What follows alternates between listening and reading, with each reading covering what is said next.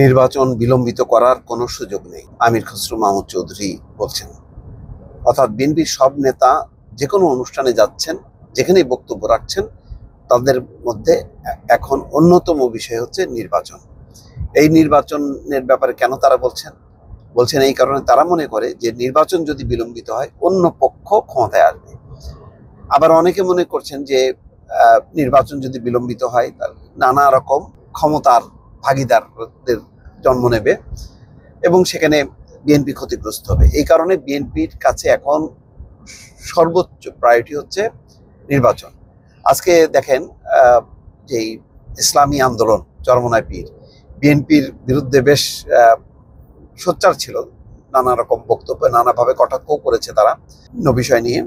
সেখানে বিএনপি কিন্তু তাদের কাছ থেকে একটা বিষয় আদায় করেছে, সেটা হচ্ছে যে ন্যূনতম সময়ে সংস্কার শেষ করে নির্বাচনের তারিখ ঘোষণা করা বা নির্বাচন অনুষ্ঠান করা।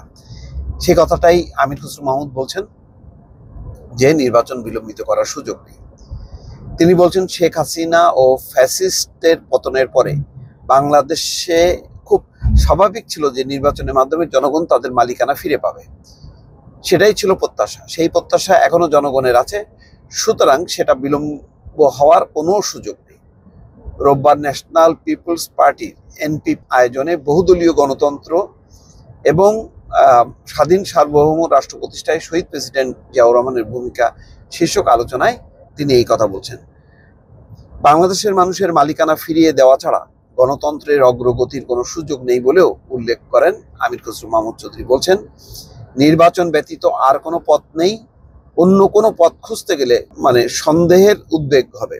অর্থাৎ নির্বাচনের বাইরে অন্য কোনো পথ যদি কেউ খোঁজার চেষ্টা করে যে না ঠিক আছে নির্বাচন দরকার নেই, আসেন সবাই মিলে আমরা একটা জাতীয় সরকার করে 5 বছর কাটাই, সেইটা বলছেন যে এই পথে যাওয়া যাবে না, উদ্বেগ সৃষ্টি হবে, জনগণ হতাশ হবে, বাংলাদেশের গণতন্ত্র আবার মুখ থুবড়ে পড়বে।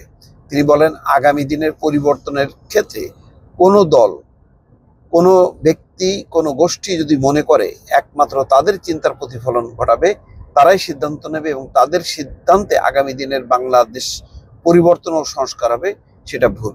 অর্থাৎ কেউ যদি নির্বাচন বাদ দিয়ে যদি তারা নিজেরা চিন্তা করে যে তারা এইটা করবে ওইটা করবে, এই পথে যাওয়া যাবে না। নির্বাচন মোকাবেলা করতে হবে, নির্বাচনে জিততে হবে, জিতে তার পরিকল্পনা বাস্তবায়ন করতে হবে। সংস্কারের বিষয়ে বিএনপির আগে কেউ প্রস্তাব দেয়নি বলেও মন্তব্য করেন আমির খসরু মাহমুদ। তিনি বলছেন 7 বছর আগে খালেদা জিয়া ভিশন 2030-র মাধ্যমে সংস্কারের প্রস্তাব দিয়েছেন, সেখানে 2বারের অধিক প্রধানমন্ত্রী থাকতে পারবেন না, 2 কক্ষ বিশিষ্ট সংসদ হবে, এছাড়া রাষ্ট্রপতি ও প্রধানমন্ত্রীর ক্ষমতার ভারসাম্য কি হবে সেই প্রস্তাব আছে। এই প্রসঙ্গে তিনি বলছেন যে 2 বছর আগে যুগপৎ আন্দোলনের সঙ্গীদের নিয়ে 31 দফা সংস্কারের রূপরেখা দিয়েছে। তার মানে হচ্ছে সংস্কারের ব্যাপারে বিএনপি যে আগ্রহী না, এটা ঠিক না। তারা আগেও দিয়েছে ভিশন 2030, আর হচ্ছে এরপরে তারা 31 দফার সংস্কার দিয়েছে এবং সেই সংস্কারগুলো গণতন্ত্রকে আরো সংহত করা, সেই কথাটাই বলছেন। সুতরাং বিএনপি সংস্কার বিরোধী এটা ঠিক না, কিন্তু বিএনপি এখন যেটা চায় যে দ্রুত নির্বাচনের মধ্য দিয়ে নির্বাচিত প্রতিনিধিরা সংস্কারের বিষয়ে সিদ্ধান্ত নেবে। দর্শক ভালো থাকবেন, আল্লাহ হাফেজ।